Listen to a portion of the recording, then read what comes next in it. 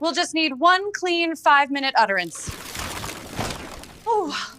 All right, we're going to look at the language sample analysis tool now for SLPs. This is a huge tool. It's going to save us so much time whenever we're generating our evaluations or writing our evaluations or even progress reports. It's going to be huge. So without further ado, let's go into this language sample analysis. And just like what you saw in the video right now, we no longer have to use that reel-to-reel tool. Instead, we could just use this AI-generated analysis of AI-generated transcription and even analysis that I'm going to go into right now. So the best thing that you can do is record your session or whatever language sample that you have with your student. You don't want the recording to be any longer than 10 minutes, but I would say feel comfortable with uploading something around that 5 to 7 minute range, and it should be able to analyze that for you and transcribe it for you. And again, you want to record it on a phone. You don't want to use the built-in recording system that we have. The reason why is because if it fails, or if you really needed to go back to that recording, it's not going to save it, and it may not even, again, it may fail on you. So using the pre-built-in voice memo on your phone or any other app on your computer to record that language sample would be best, okay? So without further ado, let me upload an audio and show you how it works. And this audio that I have right here has 2 different speakers, myself and then another person that I was recording. And what you'll see is this transcription area is going to show the different speakers. It's going to show me as speaker 0, and then the student or the person I was helping as speaker 1. And it's really nice because this box right here points out not only which speakers are speaking, but also the types of disfluencies that are manifesting or showing. Now, as of right now, the AI is not able to pick up on part word repetitions, prolongations, or blocks, but in the future it will. Eventually it will, and eventually we'll all be able to leverage that type of tool in the future. But as of right now, all we can really chart and see are these word repetitions or phrase repetitions, and for this AI to catch it and transcribe it for us. And also, I should say, interjections as well.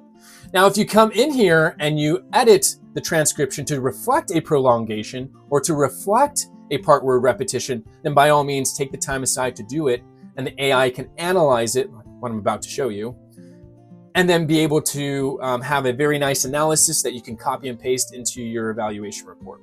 So, like I just said, if you want to edit it, you can click this button and edit the transcription itself.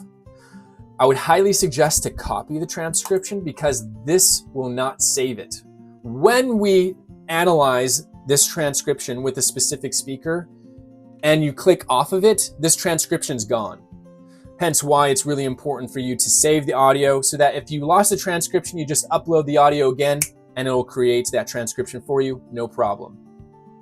So without further ado, let's analyze speaker 1 because that's the student that I was assisting with. And we don't really want to pay attention to speaker 0 because that's me. So I'm going to scroll down right here, and you can insert the age right here if you want to. If you don't want to, you don't have to. Sometimes it's helpful for the AI, especially within the context of analyzing the type of language that the student is producing, for it to know like, oh, this is appropriate or this is inappropriate for this student to be able to produce. So what I'm going to do is insert the age, let's say 8, and then let's put 5. Gender, I'm going to put, let's say male, and then speaker to analyze, let's put speaker 1, because speaker 0, again, is me. And then we're going to analyze it. And then what you're going to see is a tab where we can see the fluency analysis, and then another tab that's going to show the language analysis.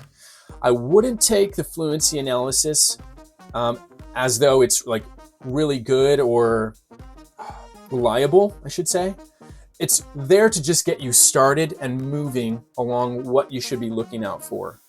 Just like any other AI tool, we have to make sure that we keep on our clinician goggles so that we're able to, again, make sure that the AI is analyzing things correctly. We don't just let the AI continue on. It's not there yet. We will always need to be right behind it, monitoring it, and making sure that everything that it's producing is mostly reflective. And if it's not, then we correct it. So you'll see right here the amount of sentences that it counted, the sample and length of words for this specific speaker. The MLU, it didn't calculate it because the student's not under the age of 5. And then the average words per second. And you'll see the amount of times it counted a single syllable word repetition in 11 instances within speaker 1. And like I said before, it's not going to catch all those other types of disfluencies, but we will get there eventually.